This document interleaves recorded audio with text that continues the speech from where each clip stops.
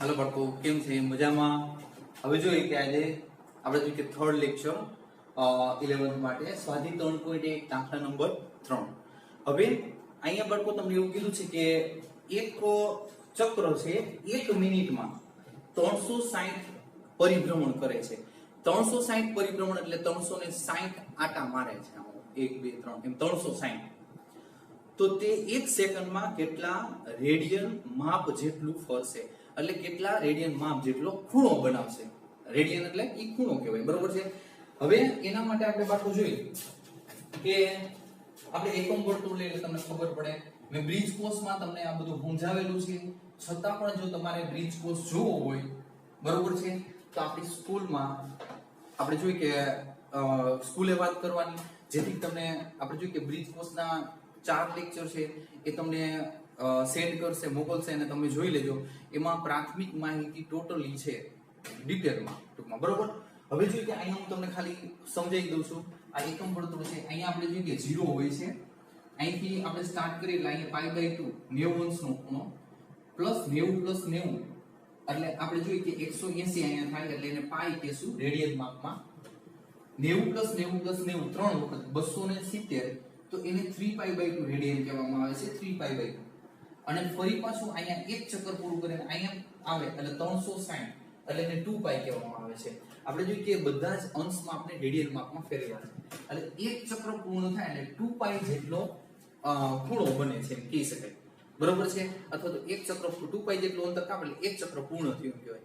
હવે અહીંયા જોઈએ રકમમાં તમને એમ કીધું છે, રકમમાં કે એક ચક્ર 1 મિનિટમાં બરોબર છે 360 આટા ફરે છે એમ કહે છે। 360 1 મિનિટમાં આટાની સંખ્યા 360 1 મિનિટમાં ફરતા આટા બરાબર 360, બરોબર છે। 360 આટા ફરી જાય। આટા એટલે તમને ખબર ગોળ એક ગોળાકાર આપણે જો કે એક આટો બે આટો એવી રીતે 3 આટા ફરી શકે ચક્કર, બરોબર છે। હવે મિનિટની જગ્યાએ મારે એક સેકન્ડ લખવું હોય તો મિનિટની સેકન્ડ કેટલી, તો 60 સેકન્ડમાં ફરાતા આટા ઈ પણ 360 જ થશે। એટલે જો મિનિટની મેં સેકન્ડ કરી, બીજું કઈ ફેરફાર કર્યું નથી, તો આપણે જોઈએ કે 1 સેકન્ડમાં કેટલા આટા ફરી શકે। 1 સેકન્ડમાં ચકડ્યું છે કેટલા આટા ફરી શકે। જો તમને અહીંયા રકમમાં છે ને સેકન્ડમાં હિસાબ માંગ્યો છે કે એક ચક્ર 1 મિનિટમાં 360 પરિભ્રમણ કરે છે, 360 આટા ફરે છે, તો 1 સેકન્ડમાં કેટલા રેડિયનમાં જેટલું અંતર કાપશે અથવા તો ફરશે, બરોબર। 1 સેકન્ડમાં એટલે 1 સેકન્ડમાં મેં આટાની સંખ્યા હું મેળવી લઉં છું, તો 1 સેકન્ડમાં કેટલા આટા ફરી શકે। તો આપણે જો હિસાબ કરીએ તો 1 × 360 ક્રોસ ગુણાકાર છેદમાં 60 0 0 ગયા 6, તો આપણે એમ કહીએ કે 6 આટા ફરે 1 સેકન્ડમાં કેટલા 6 આટા ફરે એ ચક્ર છે। તો આપણે એમ કહીએ કે આમ એક આટો ફરે તો કેટલાનો ખૂણો બને, 2π રેડિયનનો ખૂણો બને। તો 6 આટા એ કેટલો, તો આપણે એમ કહી શકીએ કે એક આટો બરાબર આટો ફરતા બનતો ખૂણો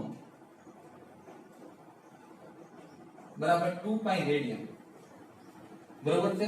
તો આપણી પાસે 6 આટા છે, 6 આટા ફરે તો કેટલાનો ખૂણો બને, તો આપણે શું કહેશું 6 × 2π તો 12π રેડિયન।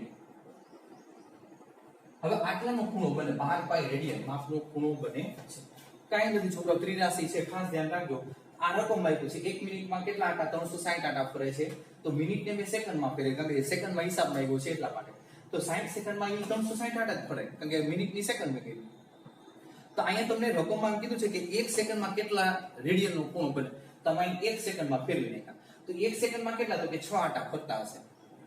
આ 60 સેકન્ડમાં 360 આટા ફરે તો 1 સેકન્ડમાં 6 આટા ફરે, બરોબર છે।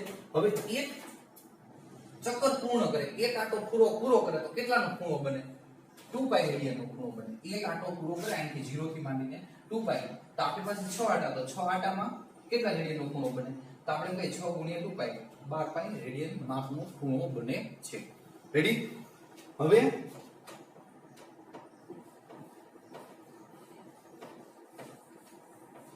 એના પછી દાખલા નંબર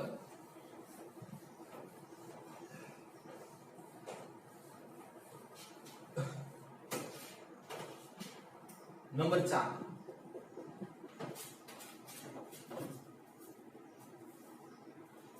હજુ નંબર 4 માં શું કહે છે કે 100 સેન્ટીમીટર ત્રિજ્યાના વર્તુળના ચાપની લંબાઈ 22 સેન્ટીમીટર છે, તો તેને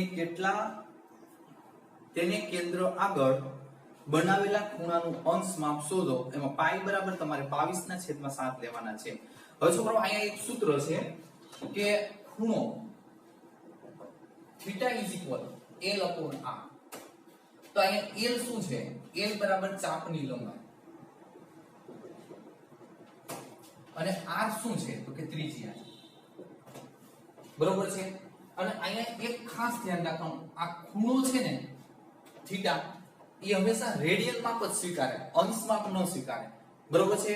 આ જે સૂત્ર છે એ રેડિયન માપ જ સ્વીકારે છે. હવે તો પછીના ગમે તે આપણે જોઈએ કે 12માં પણ ગમે જોશું એ મોસ્ટ ઓફ રેડિયન માપમાં જશે. એટલે ધારો કે તમને ખૂણો અંશ માપમાં આપ્યો હોય તો તમારે રેડિયન માપમાં ચેન્જ કરી અને આ કિંમત મૂકવાની થાય.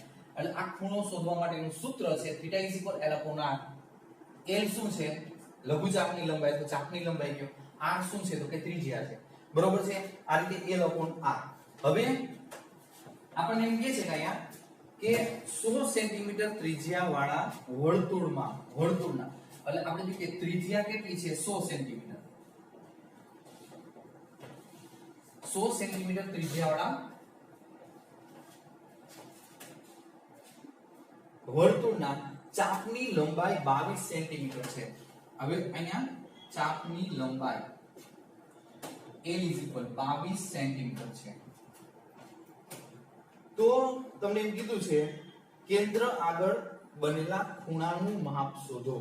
કેન્દ્ર આગળ બનેલા ખૂણાનું માપ શોધો તમને એમ કહે છે. તો સૂત્ર અનુસાર theta is equal L upon ખૂણો, સોરી આપણે વ્યવસ્થિત લખી, ખૂણો theta is equal L upon R. હવે બાળકો L ઇઝ ઇક્વલ તમારી પાસે કેટલા છે? 22 સેન્ટીમીટર. બરોબર છે? અને R ઇઝ ઇક્વલ કેટલા છે? કે 100. બરોબર છે?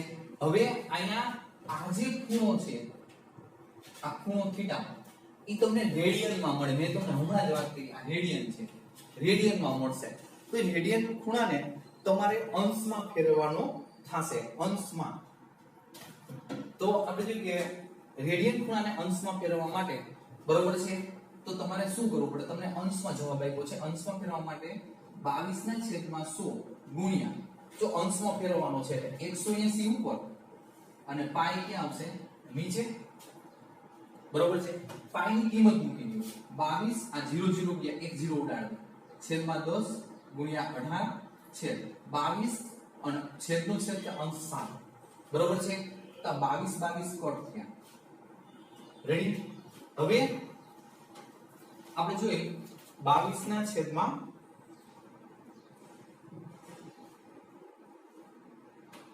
હવે અહીંયા જેટલું સાદું રૂપાય એટલું આપીએ તો આના થશે અડધા 9 અને આના થશે અડધા 5. 9 7 63 છેદ આ 5. હવે આને આપણે જે કે અપૂર્ણાંકમાં હાલશે જ નહીં, આ અંશમાં છે, એને કડાને વિકડામાં ફેરવવાનું થાય. બાળકો કડાને વિકડા મેં તમને શીખવાડ્યું હતું. તો આને આપણે જે કે 63 છે એને 5 વડે ભાંગી, જો આને ભાગાકાર કરું છું, આપણે જોઈએ કે આ 63 ભાગ્યા 5, આપણે એમ કહીએ કે 5 એકા 5, અહીંયા 1 ઉપરથી 3, 5 દુ 10, બરોબર છે, અહીંયા 3. તો આપણે અહીંયા શું કહી શકીએ કે બાળકો જુઓ કે ભાગફળ કેટલું? આ 12. રેડી? ભાગ્યા કેટલા? 5. તો 3 ના છેદમાં 5. બરોબર? આ આપણે જોઈએ કે અંશમાં છે, અંશમાં. અહીંયા પ્લસ કરવો હોય તો પ્લસ કરી શકો. હવે આને અલગ કરી નાખો, 12 અંશ. 12 અંશ. હવે અહીંયા આપણે જોઈએ કે પ્લસ 3 ના છેદમાં 5 ગુણ્યા 60. હવે ઈ અંશને આપણે કળામાં ફેરવી નાખ્યા, કળા. બરોબર છે. તો અહીંયા 12 × 5 = 60. રેડી. તો આપણે જોઈએ કે અહીંયા આ 12 અંશ 12 × 36 અને ઈ કળામાં આવી. બરોબર છે. આ રીતે આપણે જોઈએ કે અંશમાં આપણે જોઈએ કે રેડિયનમાંથી આપણે અંશમાં ને કળા અને વિકળામાં ફેરવવાના થાય. તો આ રીતે આપણે જોઈએ કે દાખલાનો જવાબ હોઈ શકે. ફરીથી આપણે એક વખત જુઓ. તમને અહીંયા રકમમાં શું કીધું છે કે 100 સેન્ટીમીટર ત્રિજ્યાવાળા વર્તુળના ચાપની લંબાઈ 22 સેમી છે. તો આપણે જોઈએ કે 100 સેન્ટીમીટર ત્રિજ્યા r = 100 સેન્ટીમીટર, ચાપની લંબાઈ l = 22 સેન્ટીમીટર છે. સૂત્ર શું છે? ખૂણો θ = l/r. હવે આ જે થીટા છે એનું મૂલ્ય હંમેશા રેડિયનમાં જ મળે અને આપણે મૂકવાનું થાય તો પણ આપણે એને રેડિયનમાં જ મૂકવાનું થાય. તો થીટા l ની કિંમત તમારી પાસે છે 22 અને r ની કિંમત 100 એ રેડિયનમાં છે. હવે આનો આપણે રેડિયન ખૂણો આપણે આન્સર શોધવાનો છે એ અંશમાં શોધવાનો છે. તો રેડિયનમાંથી અંશમાં જવા માટે આપણે 180/π મૂક્યા. રેડી. પાઈ ની કિંમત 22 મૂકી, 22 અને 7 ઉપર મૂક્યા. 22 ગયા, અડધા 9, અડધા 5, 9 7 63, 63/5. બરોબર છે. હવે અહીંયા મેં ભાગાકાર કરીને તમને દર્શાવ્યું. બરોબર છે. આ રીતે આવશે 12 3/5. ફરી પાછા 3/5 ને કળામાં લઈ લીધા આપણે, એને 60 વડે ગુણ્યા, સાદું રૂપ દીધું. આ રીતે આપણે જે કે આન્સર આવી શકે. હવે આના પછી આના જેવો જ છે નંબર 5.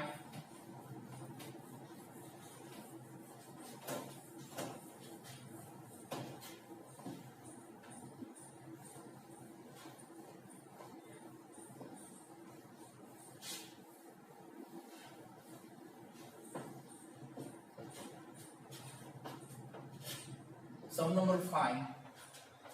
40 સેમી વ્યાસ વાળા, વ્યાસ 40 સેમી. તો આપણે જે કે r કેટલા, તો કે 20 સેન્ટીમીટર. તમને ખબર છે અડધા પર નાખવાના થાય 20 સેન્ટીમીટર થશે. જીવાની લંબાઈ 20 સેન્ટીમીટર. જીવા ઈ પણ 20 સેન્ટીમીટર છે. જીવાને સંગત લઘુચાપનું માપ શોધો. જીવાને સંગત લઘુચાપનું માપ શોધો. આપણે જો કે લઘુચાપની લંબાઈ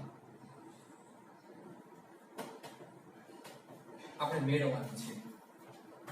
હવે બાળકો આને આપણે બને ત્યાં સુધી આકૃતિમાં લેશો એટલે વધારે ખબર પડે તમને.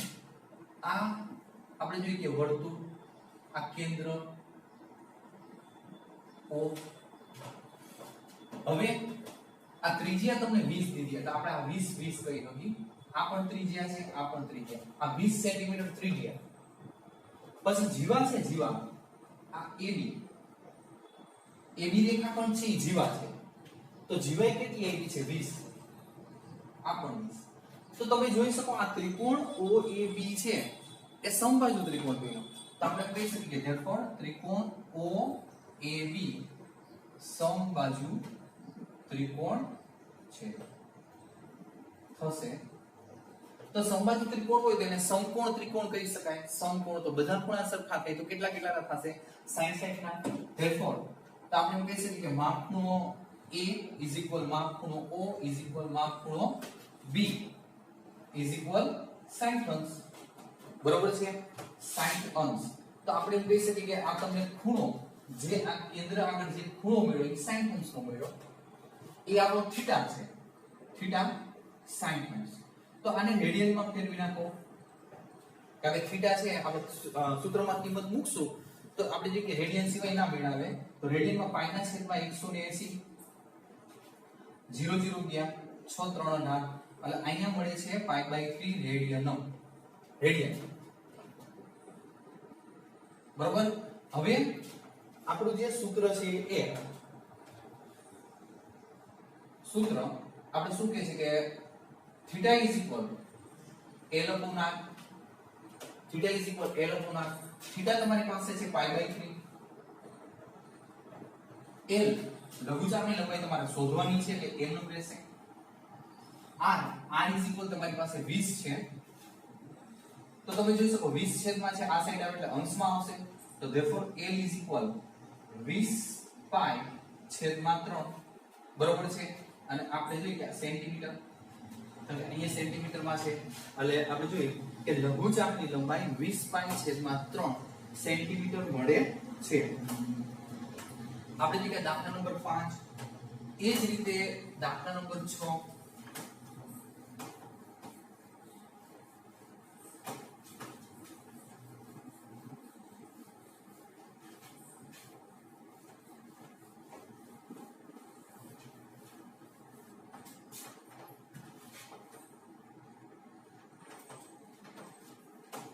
જો દાખલા નંબર 6 માં પણ બહુ સરસ આપ્યું છે કે જો બે વર્તુળોમાં સમાન લંબાઈના ચાપ કેન્દ્ર આગળ 60 અંશ અને 75 અંશના ખૂણા અંતરે, જો અહીંયા તમને કીધું છે કે બે વર્તુળો અલગ અલગ છે,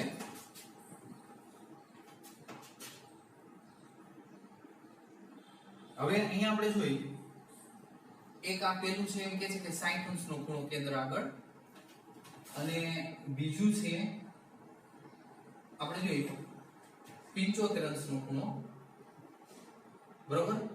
હવે ચાપની લંબાઈ કેવી છે તો કે ચાપની લંબાઈ બેની સરખી છે, અહીંયા AB અને અહીંયા PQ. ચાપની લંબાઈ છે ને AB ને PQ બે સરખી છે, 60 અને 75 આંતરે. તો તેની ત્રિજ્યાનો ગુણોત્તર શોધો, ત્રિજ્યા ગુણોત્તર શોધો. તો આપણે એમ કહીએ કે આ પ્રથમ વર્તુળ માટે, બરોબર છે, પ્રથમ વર્તુળ માટે આપણે એમ કહીએ કે θ1 sin, એને રેડિયનમાં ફેરવી નાખી, અંશમાં છે તો રેડિયનમાં પાઈ ના છેદમાં 180. તો આ 0 6 3 આ પાઈ બાય 3 રેડી. ત્રિજ્યા r1. પછી બીજા વર્તુળ માટે, બરોબર છે, θ2 75. હવે એને આપણે રેડિયનમાં ફેરવી પાઈ ના છેદમાં 180, બરોબર છે. હવે આપણે જોઈએ કે 15 પાંચે ભાગશું, 5 એકા 5 અને આપણે જોઈએ કે 25 25, અહીંયા પાંચે ભાગશું તો આપણે જોઈએ કે 5 3 15 અને 5 6 30. હજી 3 આવશે, 3 5 અને અહીંયા 3 એકા 3 3 2 6 12 13 36, બરોબર. અને અહીંયા 5 પાઈ બાય 12. હવે આપણે જોઈએ કે આ તમને θ2 મળે છે અને ત્રિજ્યા r2 લે. હવે અહીંયા જોઈએ કે બંને વર્તુળની ચાપની લંબાઈ કેવી છે, સરખી. ચાપની લંબાઈ કેવી છે, સરખી. તો ચાપ AB ની લંબાઈ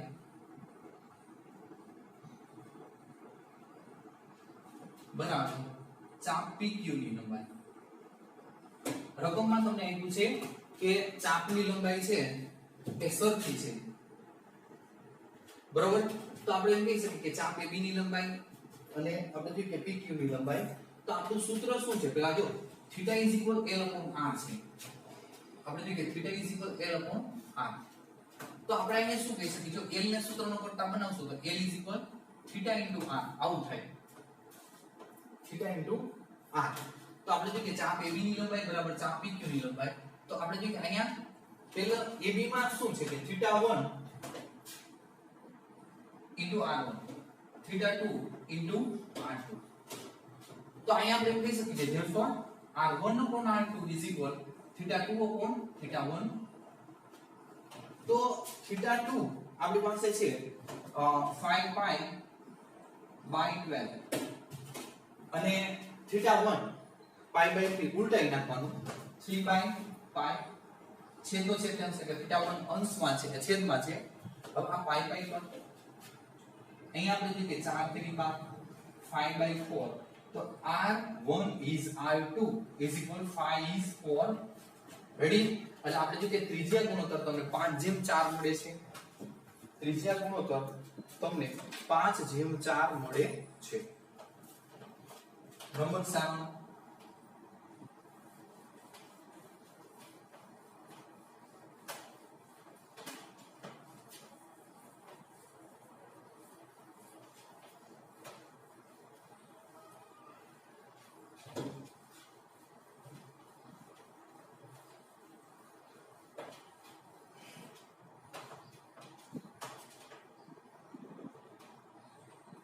સમ નંબર 7 એમાં એમ કે છે કે 75 સેન્ટીમીટર લંબાઈવાળા લોલકનું અંત્ય બિંદુ 75 સેન્ટીમીટર લંબાઈવાળા લોલક.